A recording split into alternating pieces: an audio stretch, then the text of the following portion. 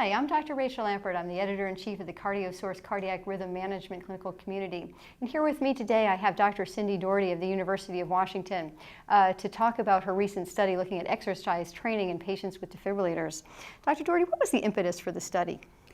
So thank you for asking. We were very interested in finding out whether patients who have defibrillators and have a variety of different cardiovascular diseases could achieve levels of aerobic fitness like regular athletes and also confer cardiovascular benefits from exercise the same as a normal person would with a normal heart. So we designed a clinical trial to test an aerobic fitness intervention that's delivered in the home setting for people who have defibrillators over an 8-week period of time. And what we found in the study was that individuals who have defibrillators, just like all the rest of us, can achieve an excellent level of aerobic conditioning, physical fitness, without really suffering any defibrillator shocks, any more hospitalizations or adverse events. So what specifically were the events that you were looking at? So we were really interested in knowing first if they can achieve a certain level of aerobic fitness, and we found statistically important improvements in exercise versus those who did not exercise. But also we found that individuals who exercised had fewer shocks, defibrillator shocks, than those who did not, although not statistically significant at our first time point.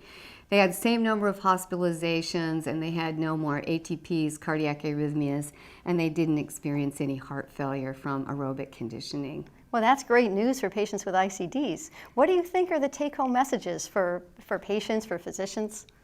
So I think two important things that patients tell us about the study that really helped them was, number one, they really felt safe now in participating in higher levels of physical exertion than they may have otherwise. The second thing is they really appreciated learning how to use equipment to monitor their heart rate at home so they could feel like they were safe. And over time they really learned physically in their own body the signals that they could determine if their exercise was safe or not. And so it really encouraged them to be able to do higher levels of exercise than they may have otherwise.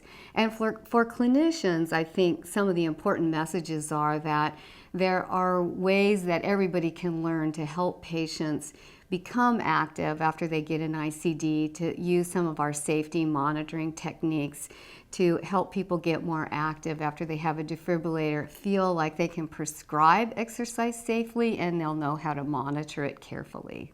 Is this intervention something that any doctor can prescribe, or how would we go about actually implementing this? So what we're doing right now is a translation study. So we took all of our materials and put them together in a package so that they could be easily used by clinicians.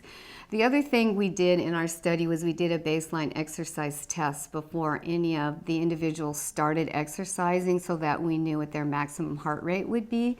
And under a supervised environment, we would be able to tell if they were going to have any serious arrhythmias. So our recommendations really would be that people who have an ICD who are really serious about exercise get a baseline exercise test, and that prescriptions are made based on the exercise test for levels of exertion.